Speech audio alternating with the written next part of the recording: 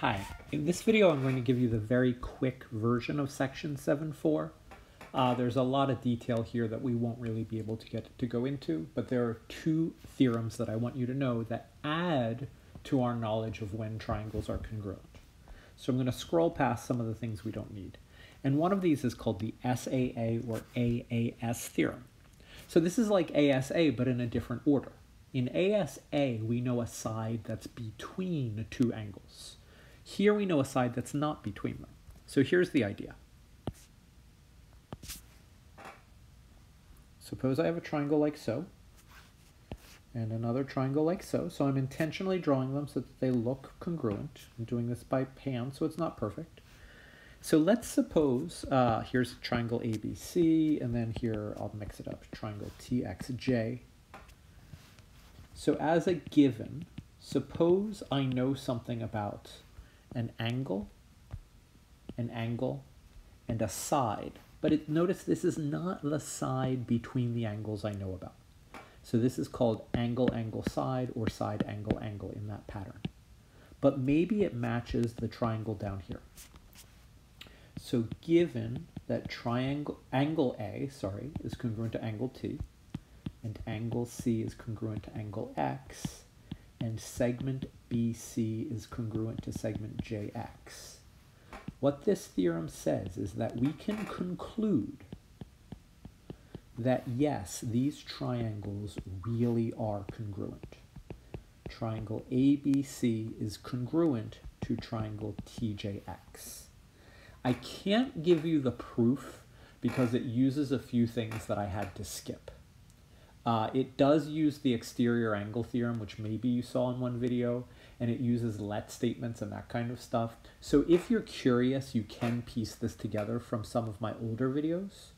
But the abbreviated version, we're just going to say there is a proof of this, and I'm not showing it to you, but you are allowed to use this rule. So if you see a scenario like this, you are allowed to say, yes, I know there is a theorem that says these triangles have to be congruent. And then the other theorem in this section is called the hypotenuse leg theorem, abbreviated HL.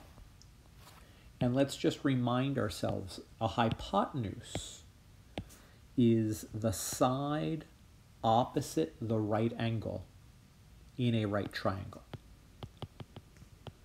So just by even using the word hypotenuse, we know we're dealing with a theorem that only applies to right triangles.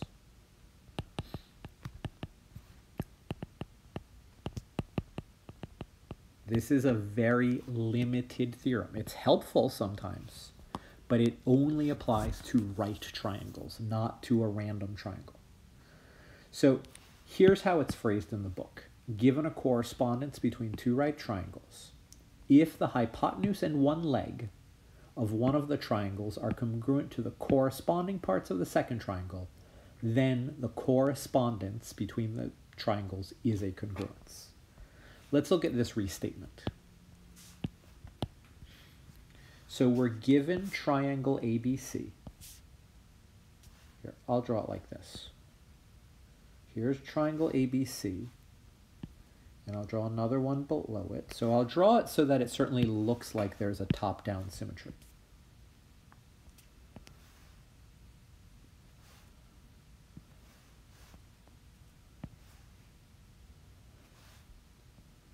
Okay. So we're given these two triangles. Measure of angle A is 90, measure of angle D is 90. So we have two right triangles. And we're told that AB is equal to DE, so these are congruent, and BC is equal to EF, so these are congruent. So what we're noticing is we have two right angles, which means that this side, segment BC, is a hypotenuse. This side, segment EF, is a hypotenuse. The other sides in a right triangle are called legs. So this segment AB is congruent to this segment DE. And what this theorem says is under these circumstances,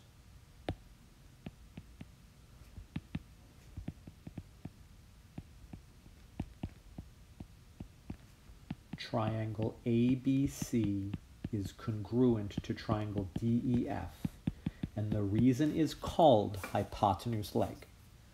I have two right triangles, hypotenuse and leg of one triangle match hypotenuse and leg of the other triangle, so the triangles are congruent. Again, I can't give you the proof because it involves some things you haven't seen, but I want you to know that this is a valid theorem and you are allowed to use it if you think it will be helpful. I'll just point out, this is sort of a version of side-side angle.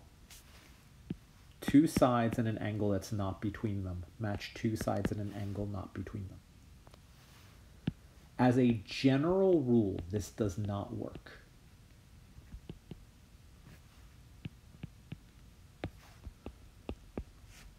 Hypotenuse leg is sort of the very specific version that's not side-side angle, but basically side-side right angle. But never call this side-side angle. That's a general name that is not the name of a rule. You can think that it's like side-side angle, but call it hypotenuse leg. That very specifically gets to the heart of what this says.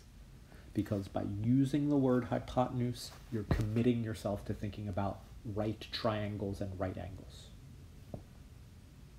So those are the two theorems in this section. I think you've already practiced them in class, but I'm stating them here just so that you have something to watch and can take notes on.